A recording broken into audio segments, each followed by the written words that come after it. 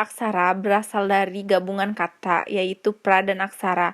Pra artinya sebelum dan aksara artinya berarti tulisan. Masa praaksara disebut juga dengan masa nirleka. Nir artinya tidak ada dan leka artinya tulisan, yaitu masa tidak ada tulisan. Kehidupan manusia pada masa praaksara dapat diketahui dari peninggalan-peninggalan yang ditinggalkan oleh manusia yang hidup pada waktu itu. Peninggalan itu dapat berupa artefak dan fosil. Artefak wujudnya berupa benda-benda purbakala. Menurut ilmu geologi, ilmu yang mempelajari kulit bumi, perkembangan bumi terbagi dalam beberapa tahapan, yaitu sebagai berikut. 1. Arkaikum. Zaman ini berumur kira-kira 2.500 juta tahun. Pada saat itu bumi masih belum dingin. Udara masih panas sekali. Kulit bumi masih dalam proses pembentukan. Belum ada tanda-tanda kehidupan. 2. Paleozoikum. Zaman ini diperkirakan berumur 340 juta tahun. Pada zaman ini sudah mulai ada tanda-tanda kehidupan binatang-binatang yang kecil. Mikroorganisme sudah ada. 3. Mesozoikum. Zaman ini berumur kira-kira 140 juta tahun. Pada zaman ini kehidupan di bumi semakin berkembang. Binatang-binatang pada masa itu mencapai bentuk yang besar sekali, antara lain dinosaurus. Jenis burung zaman ini sudah pula dengan zaman reptil, karena pada zaman jenis binatang reptil yang paling banyak sekali. 4. Neozoikum atau Kenozoikum. Zaman ini berlangsung kira-kira 60 juta tahun. Keadaan bumi pada zaman ini menjadi baik. Perubahan cuaca tidak begitu besar, walaupun zaman es masih ada. Kehidupan berkembang pada zaman ini dibagi menjadi beberapa zaman, antara lain: A. Tertier. Pada zaman ini ditandai dengan semakin berkurangnya binatang raksasa.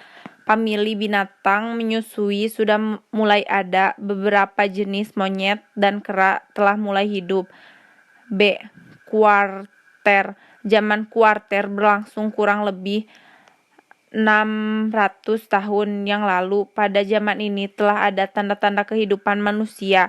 Bagian-bagian zaman ini disebut dengan istilah kala. Zaman ini dibagi dalam 2 bagian, yaitu kala Pleistosin. Bagian zaman praaksara berdasarkan benda-benda peninggalan yang ditemukan masa praaksara. Sejarah dibagi menjadi 1. Zaman batu, yaitu zaman ketika manusia mulai mengenal alat-alat yang terbuat dari batu. Pada zaman ini bukan berarti alat-alat dari kayu atau bambu tidak dibuat. Alat yang terbuat dari bahan kayu atau bambu mudah rapuh, tidak tahan lama seperti dari batu. Bekas-bekas peninggalannya tidak ada lagi. Zaman batu dibagi lagi atas beberapa periode. A. Zaman batu tua, Paleolitikum. Zaman batu tengah, Mesolitikum. Zaman batu muda, Neolitikum. Zaman batu besar, Megalitikum.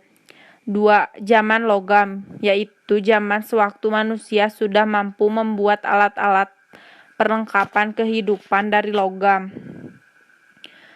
Zaman logam dibagi atas beberapa: zaman tembaga, zaman perunggu, dan zaman besi. Selanjutnya, jenis-jenis manusia purba yang ditemukan di Indonesia. 1. Pithecanthropus erectus dengan ciri-ciri: 1. Hidup antara 2,5 juta tahun hingga 150.000 tahun yang lalu. Berjalan tegak dengan tonggo sekitar 165 dan berbadan kekar. 3. Memiliki muka datar dengan tulang alis besar. Memiliki geraham kuat dan tidak berdagu. Memiliki kapasitas otak sekitar 900 cm kubik. bentuk tengkorak, kepala, atas datar, dan bagian belakang lancip. 2. Meganthropus paleojapanicus. Ciri-cirinya memiliki ciri-ciri menyerupai manusia namun masih mendominasi ciri-ciri kera, memiliki tonjolan pada bagian kepala belakang dan keningnya bertulang pipi tebal serta tidak memiliki dagu. Mempunyai badan yang tegap dan besar, memiliki gigi geraham namun menyerupai kera, serta memiliki rahang yang kuat sehingga diperkirakan manusia purba ini pemakan herbivora. Mempunyai tempat otot tengkuk yang besar dan kuat dibandingkan fosil manusia purba lainnya. Hidup di zaman Pleistosen awal atau sekitar 2 hingga 1 juta tahun yang lalu. 3. Homo soloensis dan Homo wajakensis. Ciri-ciri Homo wajakensis memiliki tinggi kisaran 1,30 meter sampai 2,10 meter. Kapasitas volume otak mencapai 1630 cc. Tulang dahi panjang, bagian tubuh tertentu terlihat menonjol, berat badan kisaran 30 kg sampai 150 kg. Perlekatan otot sangatlah nyata, hidung dan mulut memiliki jarak yang cukup jauh.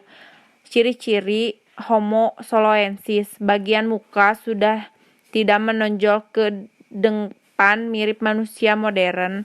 Pada bagian dahi miring ke belakang. Berikut ini tahapan kehidupan manusia pada masa praaksara di Indonesia. 1. Masa berburu dan mengumpulkan makanan. Manusia pada masa ini sangat bergantung pada sumber daya alam. Kebutuhan hidup mereka ada pada alam. Selain berburu, mereka juga mengumpulkan umbi-umbian atau tumbuh-tumbuhan yang bisa dimakan. Contoh alat-alat yang ditemukan pada masa berburu dan mengumpulkan makanan antara lain chopper. Alat yang terbuat dari batu ini berupa kampak genggam karena jenis kampak yang tidak bertangkai. Selain kampak genggam, ditemukan pula alat lain yang terbuat dari tulang belulang binatang. Bagian tulang yang digunakan biasanya bagian tanduk dan kaki. Alat dari tulang ini dipergunakan untuk menggorek atau menggali umbi-umbian. Alat lainnya yang ditemukan adalah alat-alat serpih atau disebut dengan plakes. 2. Masa bercocok tanam. Pada tahap bercocok tanam, tempat tinggal manusia tidak berpindah-pindah seperti halnya pada masa berburu dan mengumpulkan makanan. Pada masa bercocok tanam, manusia secara berkelompok sudah mulai hidup menetap. Berikut ini benda-benda yang dihasilkan pada masa bercocok tanam, antara lain 1. Kejoken modiger adalah salah satu istilah yang berasal dari bahasa Denmark. Kejoken dapur, modding sampah, secara harfiah diartikan sampah-sampah dapur. 2. Abris saus roch merupakan gua-gua yang menyerupai ceruk-ceruk di dalam batu karang.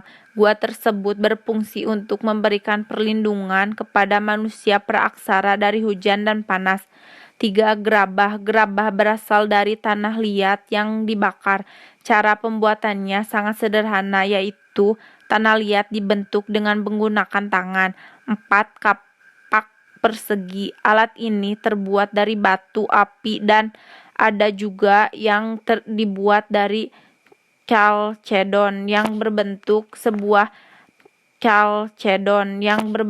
sebuah bidang segi panjang atau berbentuk trapesium.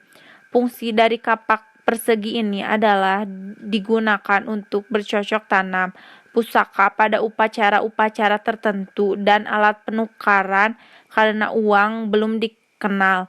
5. Kapak lonjong. Kapak ini disebut kapak lonjong karena garis penampang memperlihatkan sebuah bidang yang berbentuk lonjong. 6. Perhiasan. Biasanya terbuat dari kulit kerang, tanah liat, dan juga batu. 7. Pakaian. Pakaiannya terbuat dari kulit kayu dan kulit binatang. 3. Masa megalitikum. Masa sebelumnya manusia purba sudah mengenal kepercayaan, yaitu berupa adanya penguburan pada masa bercocok tanam.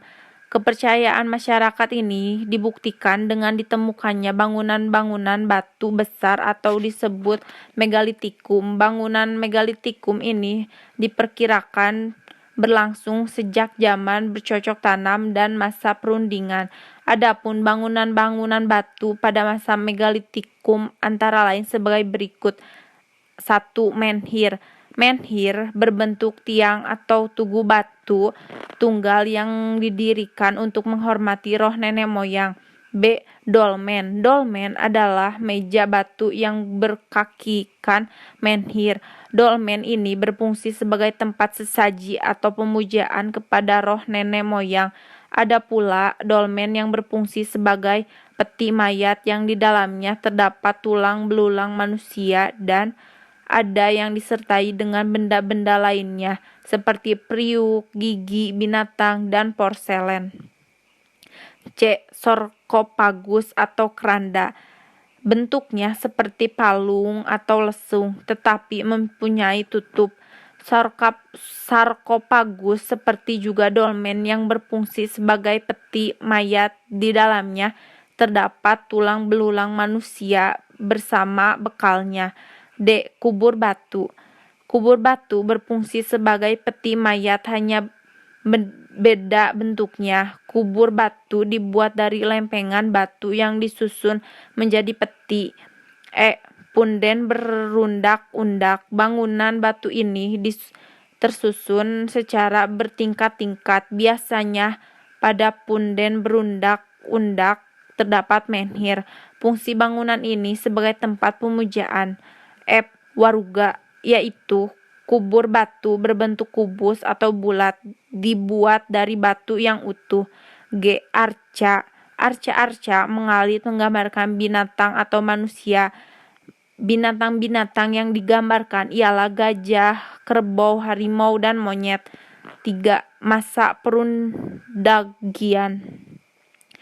Ciri utama zaman ini adalah adanya kemampuan pada masa Indonesia dalam pengelolaan logam. Barang-barang yang digunakan menggunakan bahan dari logam. Walaupun sudah mengenal logam, tidak berarti penggunaan barang-barang dari batu tidak digunakan.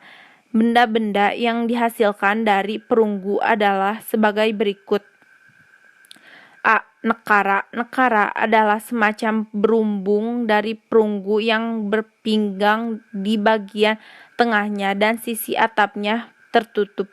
Pola hiasnya yaitu pola binatang geometrik, gambar burung, gambar gajah, gambar ikan laut, dan sebagainya. Ada juga nekara yang tidak diberi hiasan. B. Kapak corong. Kapak ini terbuat dari logam. Bentuknya yaitu bagian atas berbentuk corong yang sembirnya belah, sedangkan ke dalam corong itulah dimasukkan tangkai kayunya yang menyiku pada bidang kapak. Sering pula disebut dengan kapak sepatu karena hampir mirip dengan sepatu. B. Bejana. C. Bejana. Bejana perunggu adalah sebuah benda yang dibuat mirip seperti gitar Spanyol tetapi tanpa tangkai. Pola hiasan benda ini berupa pola hias anyaman dengan huruf L. Arca. D. Arca-arca perunggu. Seni menuangkan cairan logam untuk membuat arca sudah berkembang pada masa ini.